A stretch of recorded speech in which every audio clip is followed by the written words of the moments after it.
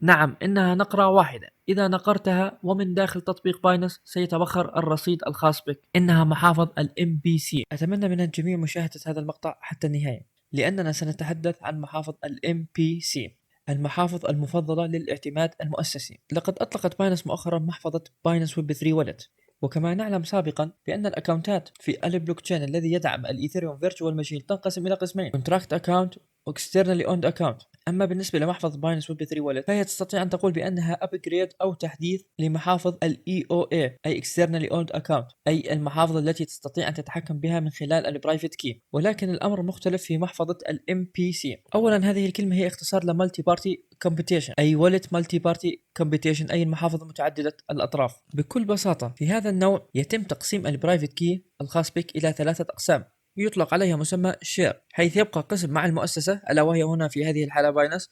أما القسمين الأخريات فأنت تكون المالك لهما.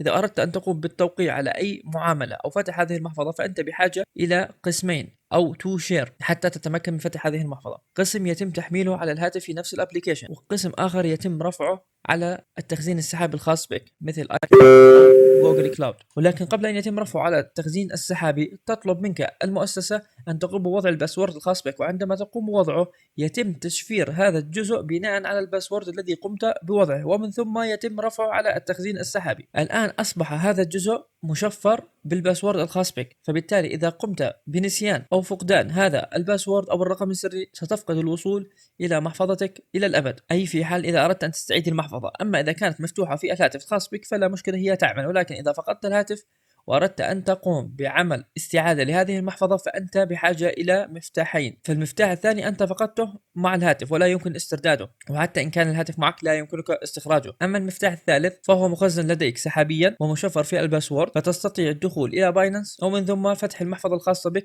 لأنها باينانس ستقوم بمشاركة هذا المفتاح معك. أولا، هذه المحفظة من نوع سيلف كاستدي، أي بالعربية محافظ الحراسة الذاتية، أي أنت المتحكم الوحيد في العملات الخاصة بك. هذا النوع من المحافظ قام بسد الفجوة بين تفضيلات المستخدم على المستوى المؤسسي، وأيضا لا تستطيع أن تقوم بعمل هذه المحفظة إلا إذا كان لديك حساب باينانس وموثق. بالتالي هذا النوع من المحافظ هو المفضل لدى الحكومات والمؤسسات. فأنا الآن أستطيع أن أخبئ عملاتي معي ولا أشك في باينانس، وسهلة الاستخدام والاستعمال، ولا يوجد برايفت كي أو سيد فريز. والبرايفت كي الخاص به كما شاهدنا مقسم إلى 3 تقسيمات، ففي حال حدث فشل في نقطة معينة أي تم اختراقي أو تم اختراق باينانس لا يستطيع اللص أن يقوم بفتح المحفظة الخاص به، وهذا هو أحد أهداف هذه المحفظة. الآن هذه العملية كاملة عندما أنت تريد أن تقوم بالتوقيع على معاملة يتم جمع هذه الأقسام من البرايفت كي ويتم التوقيع، ولكن لا يقوم أي طرف بالكشف عن الجزء الخاص به، أي شيء شبيه بالزيرو نولج، يعني يتم التأكد من صحة جزء البرايفت كي الخاص به من دون الكشف عن المعلومات الموجودة في الداخل. ويتم هذا الأمر أوف تشين،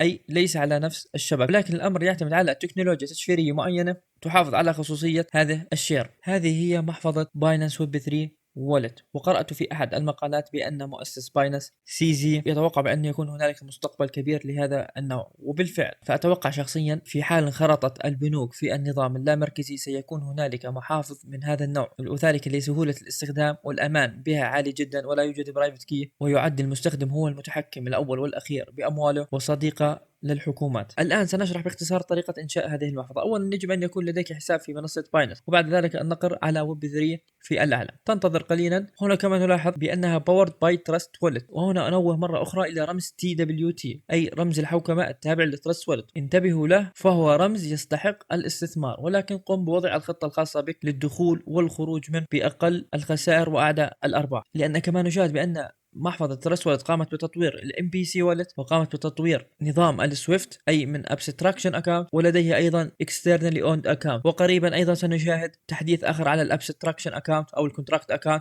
ويتم عمل تواقيع متعددة. فانتبهوا لهذا الرمز. وبعد ذلك ننقر هنا وننتظر قليلا، لأن إعداد هذه المحفظة بحاجة إلى بعض من الوقت، وذلك بسبب عمليات التشفير. الآن كما نشاهد تم إنشاء المحفظة، وهنالك نوعين لعمل باك اب للشير الثالث. الآن أصبح لدينا شير مخزنة في داخل التطبيق وتم فتح المحفظة أصلا، ولكن الآن يجب أن نقوم بعمل باك اب ونقوم بوضع الباسورد الخاص بنا، وهذا الباسورد إذا قمت بنسيانه لن تستطيع استرداد المحفظة، ولا تستطيع باينانس أيضا أن تساعدك في هذا الأمر، تكون قد خسرت كل شيء. نضع الباسورد الخاص بنا، وهنا يقوم بتنبيهك بأنك إذا نسيت الباسورد لن تستطيع استرداد الحساب، ويقول لك أيضا بأن باينانس لا تستطيع فك تشفير هذا الشير الذي تم تشفيره بالباسورد الخاص بك الذي لا تستطيع باينانس فك تشفيره. الآن نقوم بعمل باك اب وننتظر قليلا. الآن يقول لك بأنه يتم تشفير هذا الكي شير بناء على الباسورد الخاص بك. الآن تم عمل الباك اب بنجاح، أي تم رفع هذه النسخة إلى الكلاود الخاصة بك. أصبحت المحفظة جاهزة. الآن أنت تستطيع أن تقوم بتحويل الأموال من هذه المحفظة إلى حسابك في باينانس المعتاد من خلال عمل الترانسفير، والأمر شبيه عندما تقوم بعمل تحويل من السبوت مثلا إلى الفندنج، ولكن هنا تتم الأمر بدون أن تقوم بوضع عنوان المحفظة الخاص بك وهذا الكلام. يتم كل شيء من داخل التطبيق، كل العمليات تتم اون تشين، أي عندما نقوم بالنقل من حساب باينانس الرئيسي إلى هذه المحفظة يتم خصم العمولات المعروفة. هكذا انتهينا من شرح هذه المحفظة، ولكن أريد أن أنوه إلى أمر هام. هذه المحفظة ليس لها برايفت كي ولا سيد فريز، أي لا يوجد لها 12 كلمة تقوم بتخزينه. أي إذا دخلت إلى المحفظة وأردت أن تقوم باستخراج السيد فريز 12 كلمة لهذه المحفظة لأنها محفظة ملتي تشين لن تجدها، ولكن هنالك شيء يسمى emergency export، أي تستطيع أن تقوم باستخراج البرايفت كي لجميع العملات، كل عملة على حدة مثلا. ولكن عندما تقوم بهذا الأمر أنت هنا فسخت هذه الاتفاقية بينك وبين باينانس، ستقوم باينانس بإتلاف الحساب الخاص بك وأصبحت أنت المتحكم به وأخذت البرايفت كي، والآن تستطيع أن تأخذ هذا البرايفت كي وتقوم بإدراجه بشكل يدوي مثلا في محفظة تراست والت. ولكن إذا أردت أن تعود إلى هذه المحفظة من خلال هذا البرايفت كي لن تستطيع، فأنت هنا أصلا فقدت هذا الحساب. فإذا نقرت هذا الزر ستخرج لك نافذة، وإذا وافقت عليها أصبح لا مكان للعودة. يجب عليك أن تكمل وسيظهر لك البرايفت كي الخاص بك، يجب عليك أن تقوم بتخزينه في حال كان لديك رصيد في هذه المحفظة، لأنك لن تستطيع العودة إلى هذه المحفظة لأنها ستتبخر، وبالتأكيد يجب هذا الأمر أن يحصل، لأنك أنت عندما تكشف البرايفت كي فما الداعي لهذا النوع من المحفظة؟ إن كشف البرايفت كي فبالتالي سيتم سرقته. ويوجد في باينانس ويب 3 والت خاصية بأن تقوم بإدراج أي محفظة مالتي تشين الاستخدام، وصدقا هذا الأمر يستحق الاستخدام. لماذا؟ لأنك تستطيع أن تقوم بتحويل بين حسابك في باينانس الرئيسي ومحفظتك من نوع EOA أي External Owned Account من دون أن تقوم بالنسخ واللصق، كل شيء يتم بشكل مؤتمت، تحويل من الفندنج إلى هذه المحفظة وهكذا الأمر. ولكن احذر إذا قمت بعمل اكسبورت للبرايفت كي، لأنك لن تستطيع أن تقوم بالعودة إلى نفس المحفظة، تستطيع أن تقوم بإنشاء محفظة أخرى لا مشكلة. الآن سننتقل إلى الأسئلة الشائعة. هل يمكن استعادة محفظتي في حال نسيت الرقم السري أي الذي قمنا بتشفير الكي شير به؟ لا يا أخي، لا تستطيع، ستفقد المحفظة إلى الأبد إذا نسيت هذا الرقم السري. سؤال آخر، هل أحتاج إلى إكمال التحقق من الهوية لاستخدام محفظة ويب 3؟ نعم، يجب عليك أن تقوم بإنشاء حساب باينانس وتوثيقه، ومن ثم تستطيع الدخول إلى هذه المحفظة. وجميع الشروط والسياسات الموجودة داخل باينانس إذا أخليت بها لن تستطيع الدخول إلى محفظة ويب 3. ونفس السياسات الخصوصية في حساب باينانس العادي هي خاضعة لباينانس ويب 3 والت. لذلك أنا أقول لك بأن هذه المحفظة ستكون المفضلة لدى التنظيم، لأننا في هذه الحالة عند استخدام هذه المحافظ نستطيع أن نتفاعل بشكل قانوني مع مختلف الجهات، ولا نستطيع استخدامه إلا إذا كان الKYC الخاص بنا معروف من قبل المؤسسة مثلا باينانس، وفي نفس الوقت نحن الذين نمتلك هذه الأموال وليس باينانس. أي في حال تم سرقة باينانس مثلا أو أفلست ستبقى الأموال الخاصة بك معك، ولا تستطيع باينانس أن تقوم بعمل أي شيء في الأموال الخاصة بك. بالتأكيد ستقوم بالسماح لك بالدخول إلى هذه المحفظة لأنها أصلا لا يوجد أي سبب يمنعها من ذلك، لأنها بكل بساطة لا تستطيع أن تسحب أي دولار منها. هل يوجد عمولات تحويل بين باينانس وهذه المحفظة؟ نعم، عندما تقوم بأي عملية تحويل فهذه العملية تتم على الأون تشين. الأمر شبيه تماما عندما تقوم بالإرسال من باينانس إلى تراست والت أو العكس. هل يمكن لباينانس الوصول إلى محفظتي؟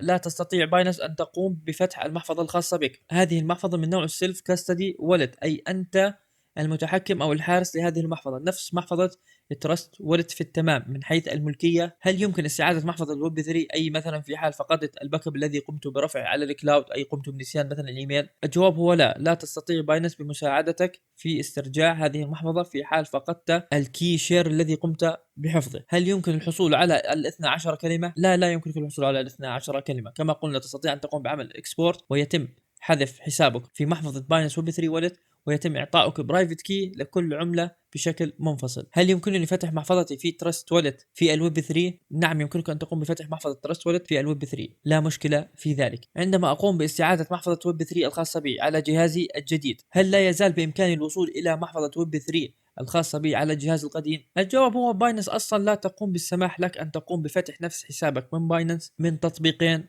في نفس اللحظة، فقط مسموح تسجيل دخول واحد في نفس اللحظة، ستقوم أصلا بعمل تسجيل خروج من الحساب الآخر، فبالتالي لا تستطيع. هكذا انتهينا من الأسئلة الشائعة، ولكن انتبهوا